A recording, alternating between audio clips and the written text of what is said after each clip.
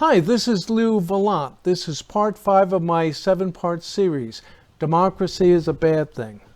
This is chapter Social Group Dynamics. Now let's get started. Remember that earlier we were speaking about how current science and trends today in academia have effectively blown up the hope and optimism we carried away from the Age of Enlightenment. From there we had a vision of an inherently good and noble humanity, but given a trial to prove itself over the last few centuries, well, it didn't pan out, did it? That's now effectively drops us back into the dark and foreboding Hobbesian pure state of nature, which would bring us round full circle in our discussion, wouldn't it? So let's quickly brush up again on Hobbes. Remember how all as individual men would be locked in a kind of battle with all others? Well, looking back from the vantage point of what we know now, Hobbes' description was sort of a kind of a philosophical political poetry. The truth we know today is more likely that people contend as members of distinct groups and more as factions than as individuals.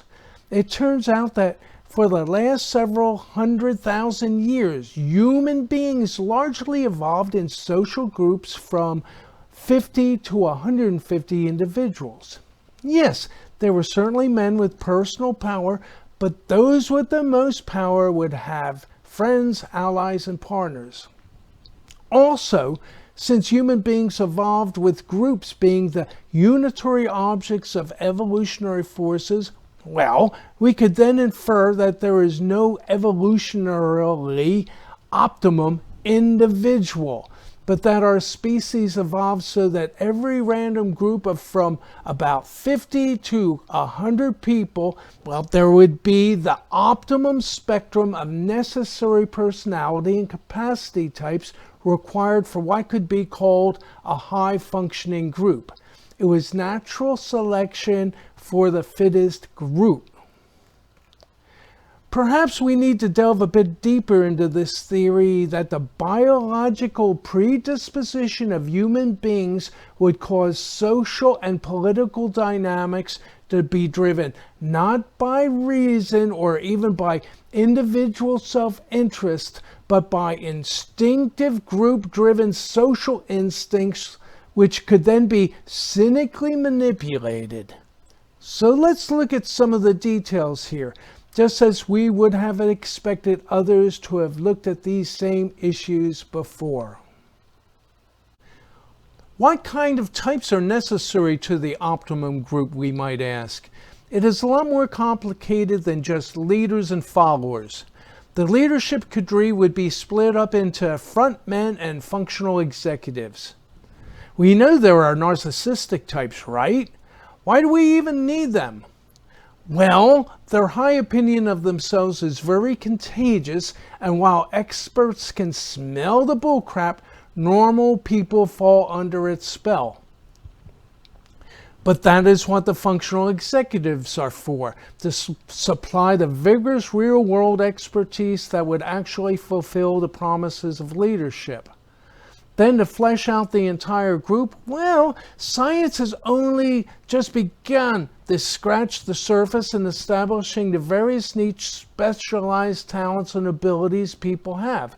But apparently broadly functioning groups that are best constituted for survival need all sorts. Now let's think of the social and political repercussions involved in humanity's propensity towards forming in 100-person groups. One thing that studies show us is that apparently people only have enough built-in mental slots to cover for just over about 100 names and faces. The studies involved getting subjects to match names with faces using flashcards. Go much above 100 and the people in the cards start looking alike. Also, in psychology, we hear a lot about people projecting. This happens when people assign to some new person the characteristics of another person they've dealt with extensively before. It is crucially important in our discussion of democracy to remember that in primitive evolutionary times that people lived their entire lifetimes out within one group, and that mutual knowledge of each other must have run very deep. After such long acquaintance and over thousands of interactions, these group members must have known organically what they could expect of each other.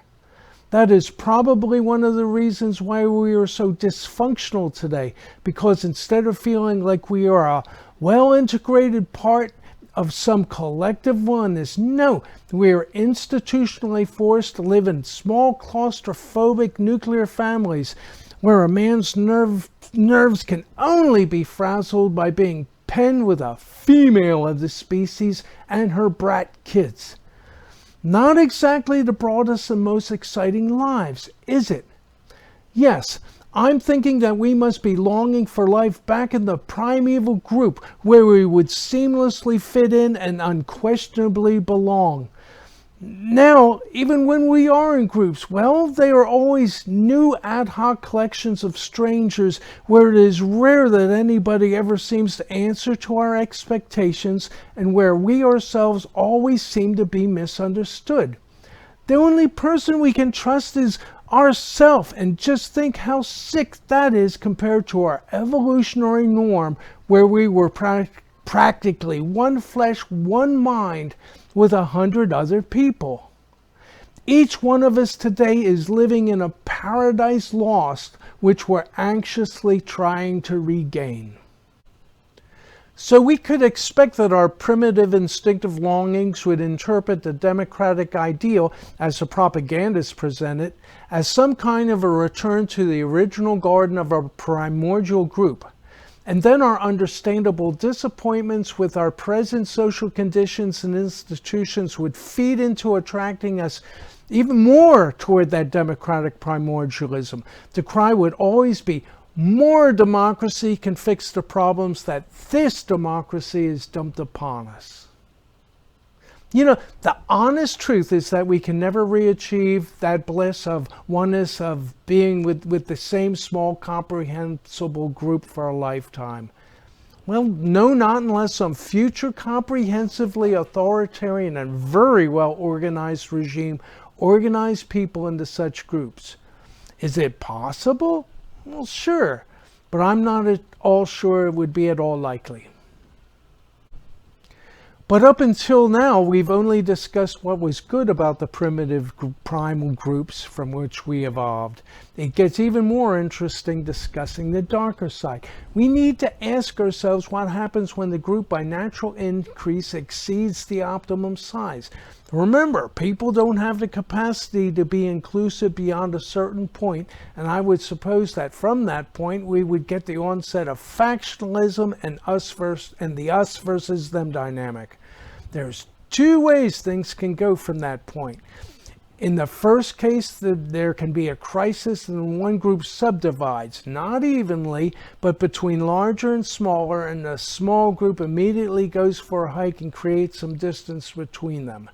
The second way things can go is that there could be a life and death struggle between factions whereby the excess numbers are killed or banished. This uglier and more brutal resolution might be caused by restrictions of territory, where the group may already be boxed in between hostile groups who would attack if old promises were broken in regards to creeping expansionism. What we can note from archaeological and anthropological data is that population levels at this stage of human development were never that high. Also, primitive peoples more often than not develop a warrior ethos, which means that life and death fights must be expected as the norm. Now think of our present society. All of us tossed together with many times the top limit of 150 names and faces vying for attention. That would constantly be pushing us into us versus them factionalism and side choosing, dividing up our acquaintances into friends and enemies. Now think about what some Democratic operatives could do with that. That is great for voter turnout and enthusiasm, even while we recognize how socially destructive these irrational and purely instinctive impulses can be. Then again, we are so overwhelmed with names and faces, we must constantly be projecting personalities onto people who may only have a few salient physical characteristics to remind us of those real people whom we either love or hate.